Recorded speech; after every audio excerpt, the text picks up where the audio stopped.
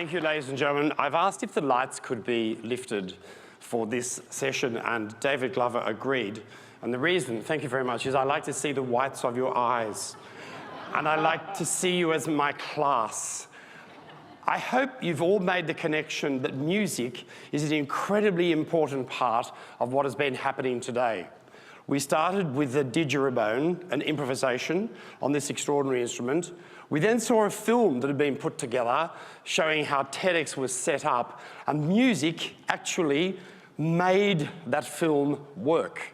Without music, that film would have been a very different film. We then saw The Rabbit, that had music, a tragic end for the rabbit, but nonetheless music. And then we have had Synergy, whose piece, their percussion piece, was an improvised piece. I spoke to Brie afterwards and I said, that's clearly improvised. And she said, yes, we work on a particular pattern. We take that pattern and every time we perform that piece, we do it differently. And then we had a string quartet, which included amplified sounds with improvisation, structures on which other structures had been imposed. This is the creative process. This is the process which starts with an idea which comes from the imagination, the musical imagination. And when the musical imagination is ignited in a group circumstance, we have the most extraordinary power to change lives with music and to involve people in music.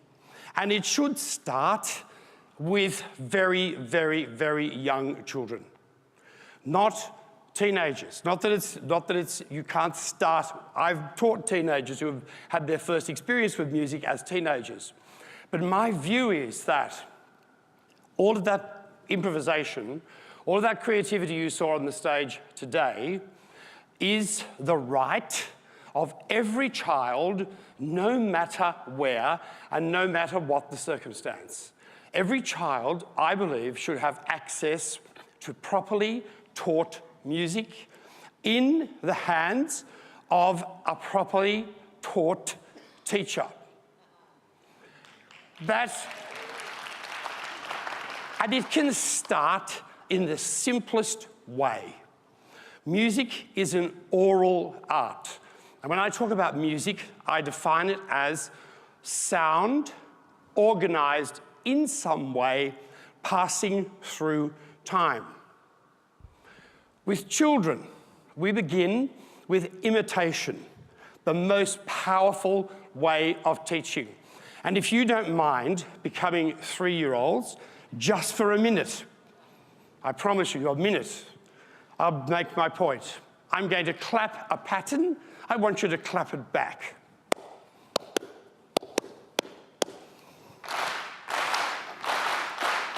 You're clearly not 3, but here's another one.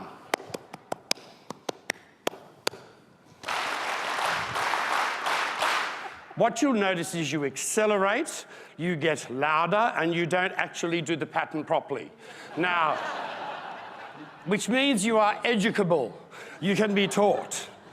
When you do that with children, what you are doing is you're engaging them in their first oral experience. They need to listen, and as a result of the listening, they repeat, and it requires focus. When this happens, and we take a very simple nursery rhyme, and we say, with children, we go, Humpty Dumpty sat on the wall, Humpty Dumpty had a great fall. We do this little pattern.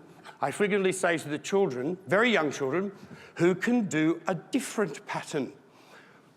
Child 1 puts hand up and goes, Humpty Dumpty sat on the wall. I say, thank you very much. Who can do a different pattern? Humpty Dumpty sat. And then the next child will say, when will this be over?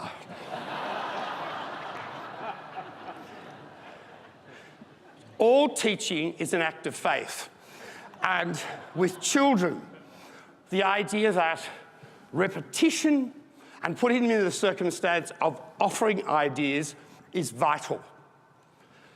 Music is important for the following reasons. It is abstract. It doesn't mean anything outside itself. But when we play a sound, you can interpret that sound as you wish. I'm going to go to the TEDx Steinway. And it is a Steinway. David Glover sampled his Steinway. I'm going to play some sounds. Those sounds are abstract. They mean nothing other than themselves. If I then say, I'm going to play a composition and it's called something, I want you to imagine what this composition might be called.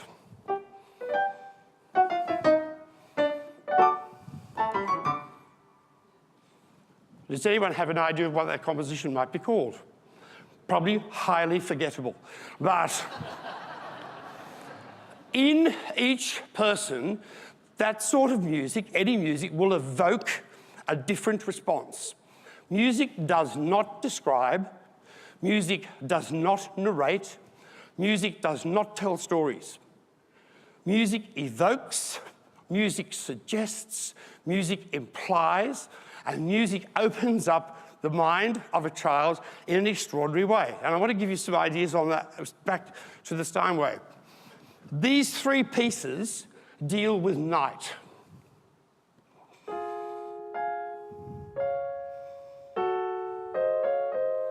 Clair de Lune of Debussy.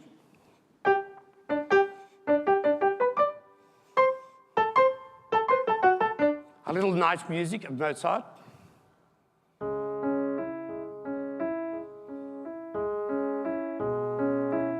The Moonlight Sonata of Beethoven.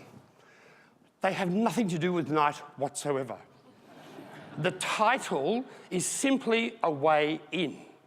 But this abstraction about music is what offers a child the chance to move into a really special world of thinking. And we get children, therefore, to try to understand that the most important thing about music is to make your own music. Children must make their own music. It is not that they shouldn't reproduce music, but they must make their own. And they make it best through singing. That every child, given normal circumstances, has the capacity to sing. You all have the capacity to sing. Shall we test that? Yes, we shall.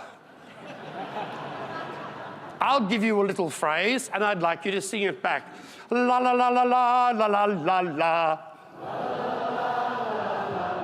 La la la la la la la. Pitch better than rhythm for you lot. Very good. Now, what about if I give you a little pattern here, like foot, hand, foot, hand. Just try that, foot, hand. And then sing this back. La la la la la la la. La la la la la la la. Now sing the whole thing from the beginning. Go.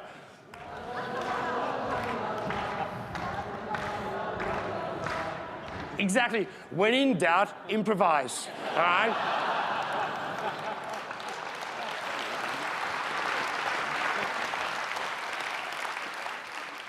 Through singing is how we engage every child.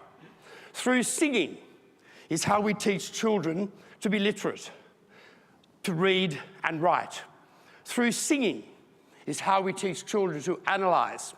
I was working with a group of first-grade girls, and we were doing a song about patty cake, and I had the pitch on the board. Look, they could read the pitch, but I believe they should confront the example. And throughout the lesson, we do numbers of activities. And at one stage, I said to them, let's look at the song on the board. What do you notice? And they said, one put a hand up and said, it goes up. And I said, it goes down. This little bright button at the end of the line said, well, there are crotchets and minims in that song. And everyone else in the class went, oh. So at the end of the lesson, I like to make a summary. What have we done? It's very important for me to find out what we have done. So all sitting on the floor, I'm sitting there with him and I said, what did we do today? Nothing. That's a very common response, nothing. We just jumped or we clapped and we sang. And they went through, I finally got out what they did, and this one put a hand up and said, well, we learnt about crotchets and minims, but I had to teach it.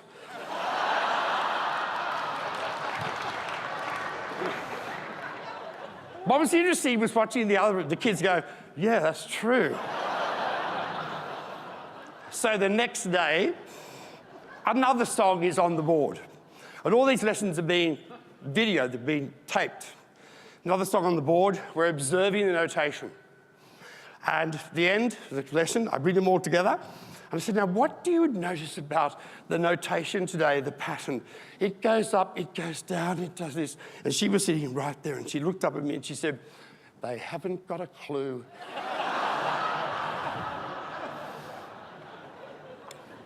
Which was tolerated by the rest of the class, that concept. They probably agreed. With music, you open up the mind of a child in a very special way. Different from drama, different from dance, different from visual arts. There was a movement which said all the arts work the same way. When we went through the touchy-feely 60s. That is simply not true. The arts function in different ways, and music, in my view, is at the top of the food chain. The drama people tend not to agree with me on that, but I also put dance in there. But what I want to say is that the power of the creative thought transferred from music to all other areas of learning is hugely potent. The evidence, the neurological evidence for music is in a spectacular way. That's a bonus. Music is worth teaching for its own sake. It is worth teaching because it is good. It is worth teaching because it is unique. It is worth teaching because it empowers children spectacularly. And when you get a 5th grade boy who comes up with a piece of music and says, look, I made this myself, with that sort of threat, you know it's working. Thank you.